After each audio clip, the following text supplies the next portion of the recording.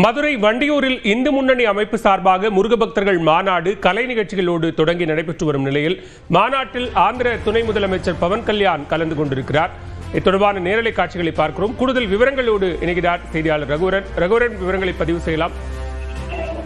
மதுரை வண்டியூரை 6 நாள் இந்து முன்னணி சார்பாக முருக பக்தர்கள் மாநாடு நடைபெற்று வருகிறது. இந்த மாநாட்டினுடைய இறுதி நாளான இன்று மாநாடினுடைய காட்சி நடைபெற்றுக் கொண்டிருக்கிறது. அதைதான் நாம் தற்போது பார்த்துக் கொண்டிருக்கிறோம். இந்த நிகழ்ச்சியில் சிறப்பு விருந்தினராக ஆந்திர மாநிலத்தினுடைய பவன் கல்யாண் அவர்கள் வந்திருக்கிறார். அந்த காட்சியில தான் பார்த்துக் கொண்டிருக்கிறோம். இதில் விருந்தினராக பங்கேற்பதற்காக இன்று மதியமே மதுரைக்கு தனி விமானத்தில் வந்தவர் மதுரை மீனாட்சி அம்மன் கோயிலிலும் திருப்பரங்குன்றம் முருகன் கோயிலிலும் சாமி தரிசனம் செய்துவிட்டு தற்போது விழா மேடைக்கு வந்திருக்கிறார்.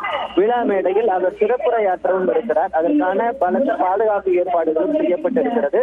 இந்நிலையில் இந்த விழா மேடையில் கந்தசக்தி கவசம் பாட இருக்கக்கூடிய நிலையில் அந்த நிகழ்விலும் அவர் பங்கேற்க இருக்கிறார். பாலா ரகுவரன், இப்போ இந்த மாநாட்டை பொறுத்த வரைக்கும் பாஜக முன்னாள் தலைவர் அண்ணாமலை உள்ளிட்ட நிர்வாகிகளும் அதே போன்று அஇஅதிமுக சார்பில் முன்னாள் அமைச்சர்கள் உள்ளிட்ட நிர்வாகிகளும் பங்கேற்றிருக்கிறார்கள். யார் யார் பங்கேற்றிருக்கிறார்கள்? அவர்களும் பேசுவதற்கான வாய்ப்புகள் இருக்கிறதா?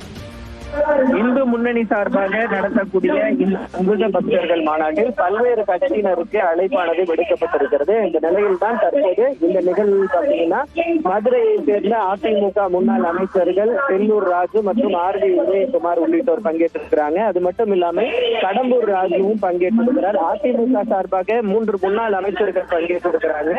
அதே போன்று இந்த நிகழ்வில் பாஜகவினுடைய மாநில தலைவர் பங்கேற்றிருக்கிறார். அதே போன்று முன்னாள் மாநில தலைவர்களான தமிழிசை சவுந்தரராஜன் உள்ளிட்டோரும் பாஜகவினுடைய மூத்த நிர்வாகிகள் பலரும் பங்கேற்றிருக்கிறார்கள்.